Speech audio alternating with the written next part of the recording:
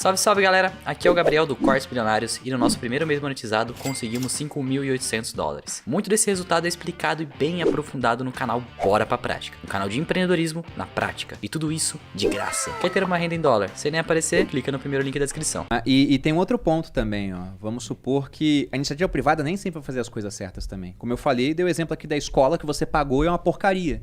Só que você vai na escola e fala, vocês são uma porcaria, melhorem, você tira o seu filho de lá, você tem a opção de não pagar. Agora, quando o serviço é público, você nem pode reclamar, porque senão você está desacatando o funcionário público. E eu você não pode ser enquadrado por isso. Eu não entendo como tem gente que às vezes fala, tem que arrecadar mais imposto, tem que... Se a gente abrir um impostômetro, eu acabei de abrir aqui, já foi arrecadado 1 trilhão e 200 bilhões. O problema do Brasil não é falta de arrecadação. A gente tá em junho, já foi arrecadado 1 trilhão. Detalhe, a gente tá em junho. Tem gente que odeia bilionário, o Brasil é trilionário.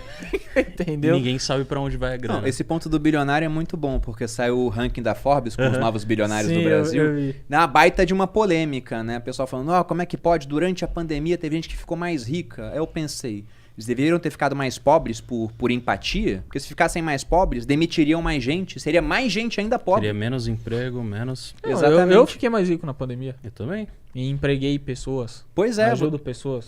Quantas pessoas trabalham com vocês hoje? Hoje, 7. 7 pessoas. Lá atrás, quando vocês estavam no banco, vocês não empregavam ninguém.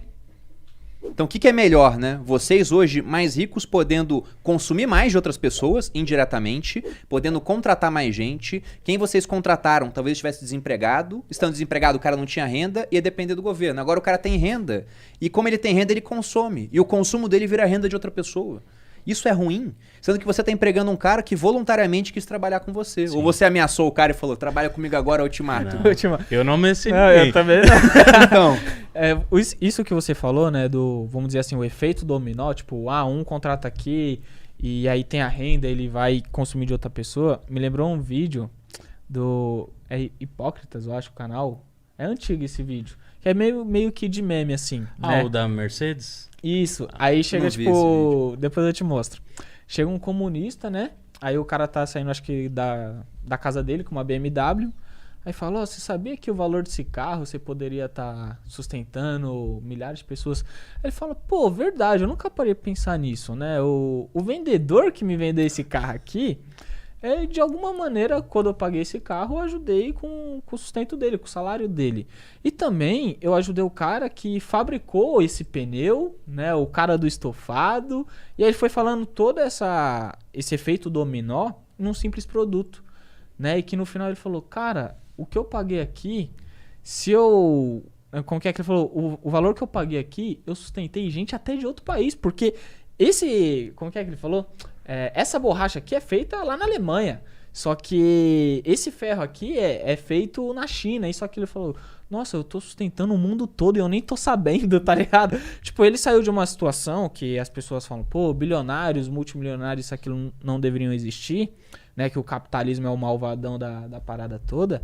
Ele fala, cara, o capitalismo aqui, né, tá ajudando a sustentar milhares de pessoas num simples produto, que é o produto final, no caso, que eu acabei adquirindo. E no final ele ainda falou, cara, obrigado pela reflexão, foi. mas eu tenho que trabalhar? Você não trabalha, não? Eu tava tentando procurar aqui, eu não vou conseguir achar agora, mas você pega um iPhone, por exemplo, o iPhone tem peças fabricadas em uns 80 países, pô.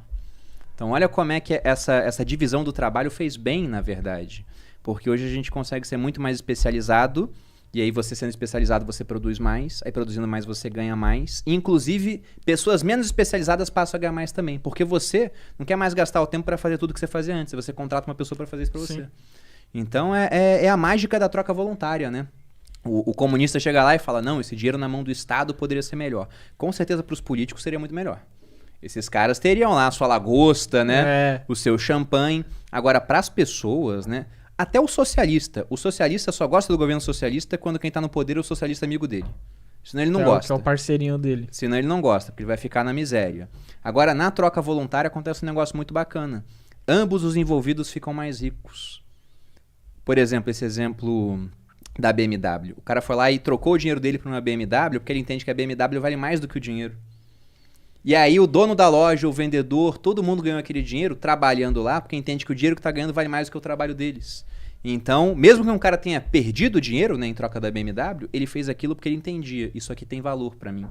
A troca só acontece quando é assim. Quando você vê que aquilo que você está pegando tem mais valor do que você está dando. Então, essa é a mágica das livres negociações e quando você tem um Estado metido no meio, quase nunca é livre. E digo mais, né? Não dá para você medir o valor de alguma coisa que você é obrigado a consumir. Não dá, pô. Não dá. Não tem como medir isso. Então, eu não fico puto quando eu pago imposto, mas o imposto deveria ser muito menor do que é. Porque você abriu o impostômetro aí, aqui no Brasil hoje, mais ou menos uns 35% do PIB são impostos, que já é muita coisa. E o governo gasta tudo isso e ainda gasta mais se endividando. O governo consegue gastar quase 50% do PIB. É um dos países que mais gastam em termos percentuais. E isso, olha o serviço público que retorna pra gente. Dá pra gente falar que é público, gratuito e de qualidade? Não tem como. Não dá. Também não posso falar, não, só tem vagabundo no governo. Lógico que não. Tem muita gente empenhada em fazer as coisas acontecerem melhor. Só que é muito difícil que isso aconteça lá dentro, né? É muito difícil. É o mecanismo, né? Exatamente. Já tá daquele E jeito. aí você pega, né, pessoas defendendo mais imposto. Há pouco tempo a gente comemorou o feriado de Tiradentes. Tiradentes, ele morreu na Inconfidência Mineira, com os caras se revoltando contra o imposto de 20%, que era o quinto. Aí quando não recolhiam os 20%, faziam uma derrama. A revolta era contra isso. Hoje a gente paga 35% e o cara quer mais. O cara quer mais. Não dá, pô. E gente que também, às vezes, abomina o capitalismo, mas se a gente for avaliar... A Renata fala bastante disso, né? Se for pegar a Revolução Industrial, o capitalismo envolvido hoje, a pobreza diminuiu no mundo, né? A miséria diminuiu, né? Para 8%. Hoje a gente vive em situações, às vezes, até as pessoas pobres... E onde que está concentrada a miséria? Nos países mais capitalistas ou menos? Nos menos capitalistas. As pessoas vivem bem. Hoje a gente vive melhor que muitos reis de lá atrás. Sim. E por conta do capitalismo. Pô, tem o Instagram, mano. Cara, já é uma grande você inovação. pega hoje um jovem da periferia de São Paulo com um celular na mão, ele tem mais acesso à informação do que o Bill Clinton tinha quando estava na Casa Branca com toda a CIA trabalhando para ele. Você pega uma pessoa hoje que, embora ganhe um salário mínimo, mora numa casa com água encanada e energia, tá vivendo melhor do que todos os reis lá da Idade Média e para trás. Você pega o homem mais rico que já existiu na história da humanidade. Em dados atualizados, segundo a revista Forbes, era o John Rockefeller, né, o magnata do petróleo, que na verdade o produto dele principal era o querosene. Esse cara viveu boa parte da vida sem luz. E não é porque não existia luz na época dele, porque no final da vida dele já tinha luz, só que a luz era uma inimiga do produto dele, que era querosene usado para iluminação. Então ele não usava a luz para falar, o querosene é melhor, até uma hora que ele se rendeu. Então hoje a gente vive muito melhor do que as pessoas lá do passado. Você pega a pandemia.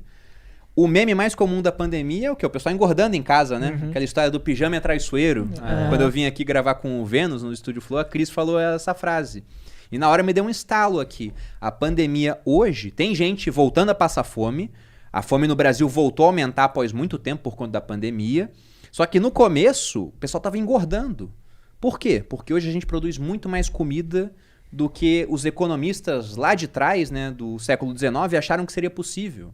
Tinha um cara chamado Thomas Malthus que ele previu uma trajetória para a civilização de fome permanente. Ele falava que a população crescia em progressão geométrica e a alimentação em progressão aritmética, era o princípio malthusiano. E ele falava, bom, se a população cresce muito e a alimentação não cresce, uma hora o pessoal passa fome, morre e aí volta a equilibrar essa conta. Mas não, hoje a gente fabrica muito mais comida do que seria necessário para o mundo todo. Aí o pessoal fala, a questão é que tá mal distribuído, querendo falar que o governo tem que distribuir. Um Thanos da vida. Só que, na verdade, a comida hoje, ela só não chega onde tem que chegar, porque você pega nos países africanos, por exemplo, muita gente passando fome, eles são capitalistas, ou eles são muitas vezes ditaduras socialistas que concentram tudo na mão do governo. E não deixa entrar nada lá. Com barreiras de entrada, porque falam, não, a barreira de entrada é para estimular a indústria interna. A indústria interna não dá conta de produzir comida para os seus e a comida que vem de fora fica mais cara. Então, se realmente quisesse acabar com a fome, a gente já poderia ter acabado com a fome. A questão é que a fome ainda é lucrativa para muita gente. Infelizmente, né?